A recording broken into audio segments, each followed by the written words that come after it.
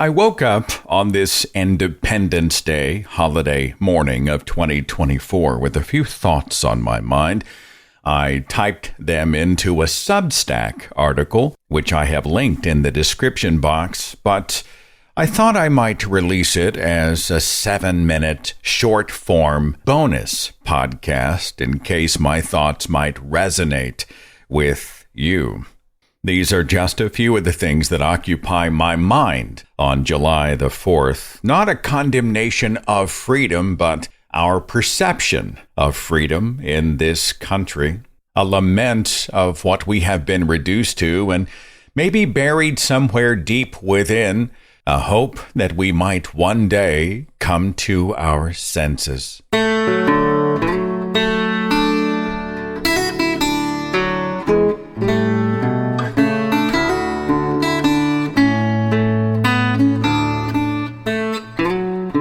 Flags, fireworks, and freedom. The United States is nothing of the kind. I just returned from a July 4th family party. It wasn't my idea, but I showed up for the kids and the grandkids, and we enjoyed a few hours of party foods, star-shaped balloons, and fireworks purchased by an eager fan of bright flashes and loud noises. Yet, surrounded by the balloons, necklaces, streamers, banners, t-shirts, and mortar blasts colored red, white, and blue, I felt mostly numb resignation. Every year on Independence Day, the United States intensifies its crazy belief that nobody else on the planet knows how to properly freedom. When I was an evangelical right-winger, I pounded the drum of American exceptionalism, oblivious to so many other world nations with democratic governments, free speech, a free press, etc. If someone had mentioned Canada, New Zealand, Switzerland, Japan, Norway, the United Kingdom, etc., I would have blinked patriotically and held up my Yankee index finger. I would never betray the home team. We're number one.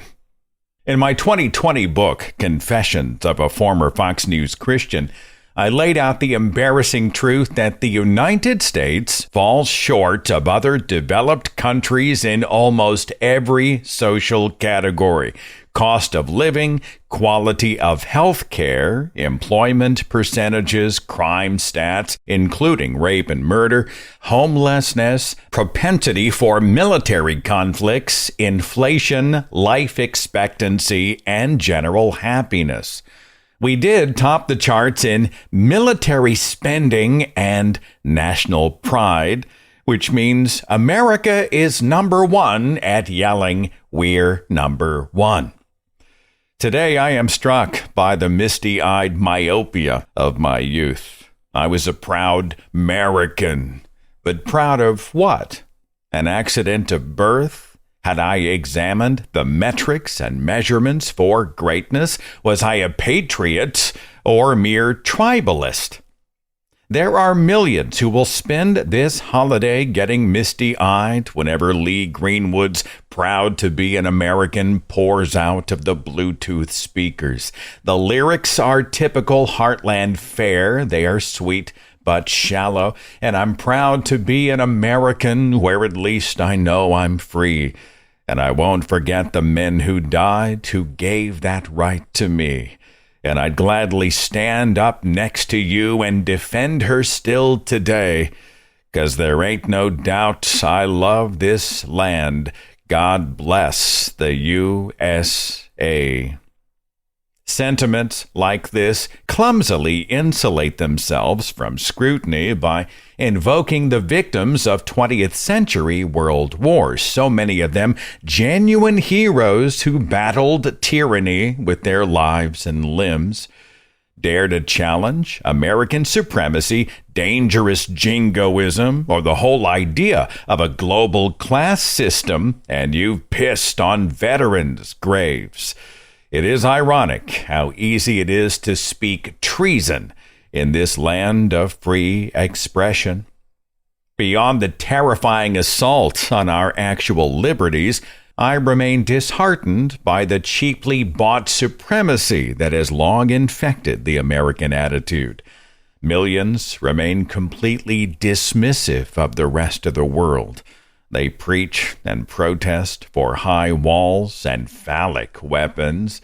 They laughably decorate themselves like patriotic peacocks, basking in the barbecue smoke, wearing star-spangled Speedos, and firing 170-decibel mortars that scare the holy hell out of wildlife and house pets.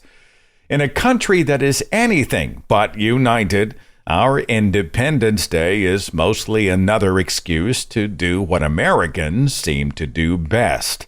We make noise. We litter the yard and occasionally set it on fire. We irritate passers-by who simply want some peace. We drink and dance under the falling ashes. And we further feed our tragic belief that we're not just freer, we're better. I left that 4th of July party early. I blamed it on needing to check on the dogs, but I suspect my reasons ran deeper. My country is increasingly a cult of ignorance as bliss.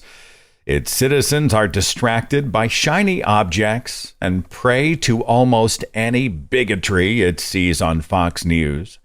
MAGA culture pounds the timpani of freedom while voting for a king. The Supreme Court is a joke. Conservatives cheer for barbed wire and banned books. Female bodies are apparently now government property. White supremacists are parading at Disney World. Christian nationalists are demanding that public schools teach mythology as history. And for all of this and so much more, free Americans are shooting gunpowder into the sky. Those patriots might call me a traitor, but I have to wonder if I might spend next year's Independence Day someplace more quiet, more humble, and more sane. I don't know. Maybe Canada?